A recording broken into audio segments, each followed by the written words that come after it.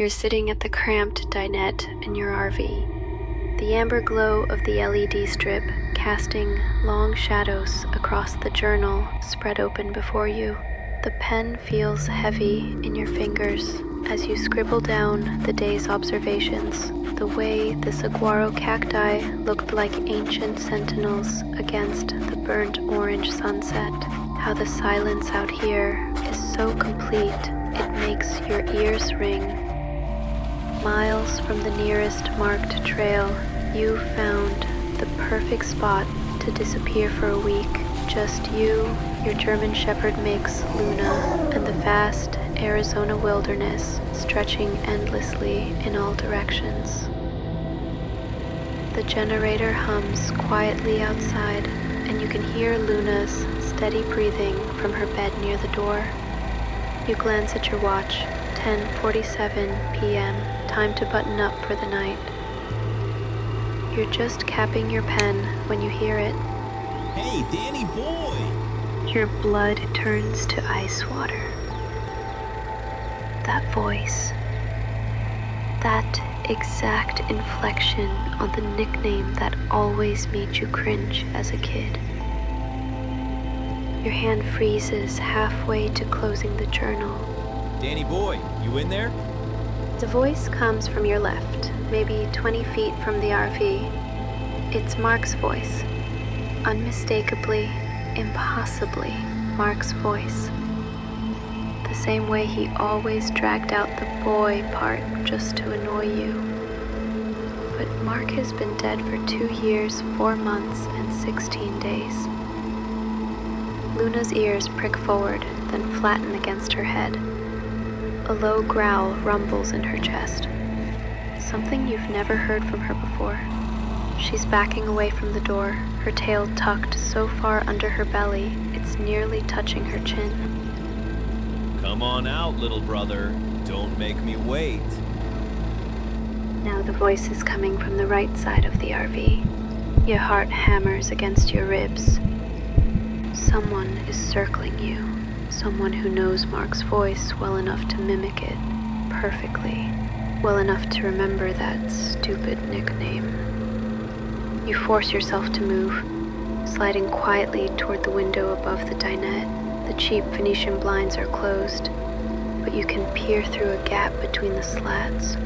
The campfire you built earlier has burned down to glowing coals, casting just enough light to illuminate the immediate area around your setup. That's when you see it. A figure stands at the very edge of the firelight, tall and unnaturally thin.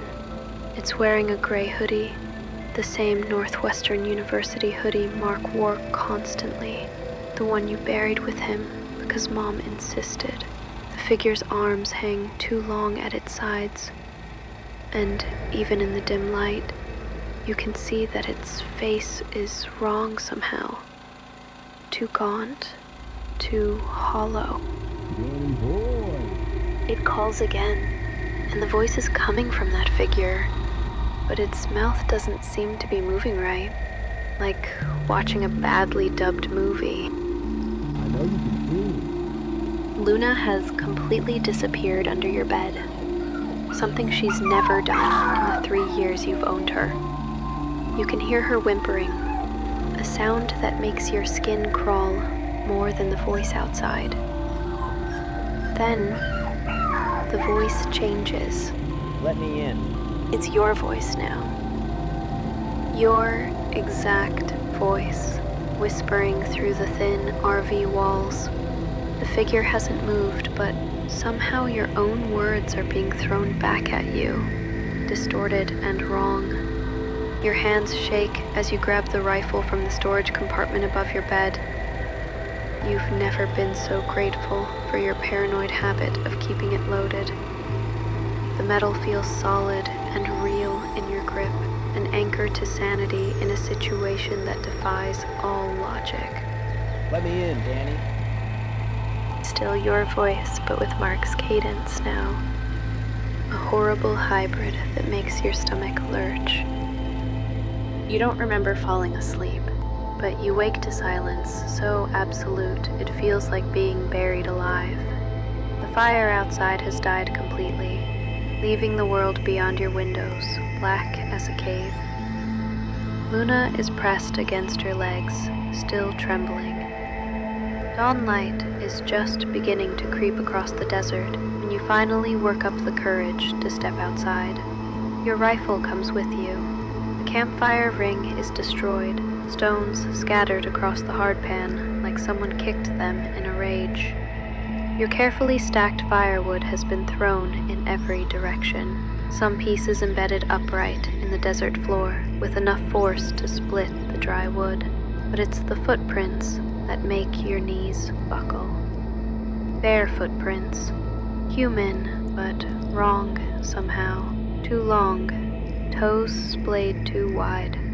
They circle your RV in a perfect ring, sometimes overlapping where the walker had passed the same spot multiple times. No tire tracks leading to or from the site, no animal prints mixed in, just those impossible footprints, as if something had emerged from the desert floor itself, circled you like a predator all night, then vanished with the darkness. You pack up in record time, hand shaking so badly you can barely collapse the awning. Luna refuses to leave the RV, cowering in the back corner even as you load your gear. Every few minutes you catch yourself looking over your shoulder, scanning the endless expanse of saguaro and creosote for movement. You can't shake the memory of those footprints. Too long, toes splayed too wide. Something that had been circling your RV all night, learning the sound of your voice, practicing it, waiting for you to let it in. And somewhere in the vast Arizona wilderness, it's still out there, still learning, still practicing, still waiting for someone to let it in. Thank you for listening. If you enjoyed the story, make sure to subscribe so you don't miss the next one. Check out my playlists for more true crime, mysteries, and cases that blur the line between reality and the unexplained. And remember, sometimes the shadows are watching you.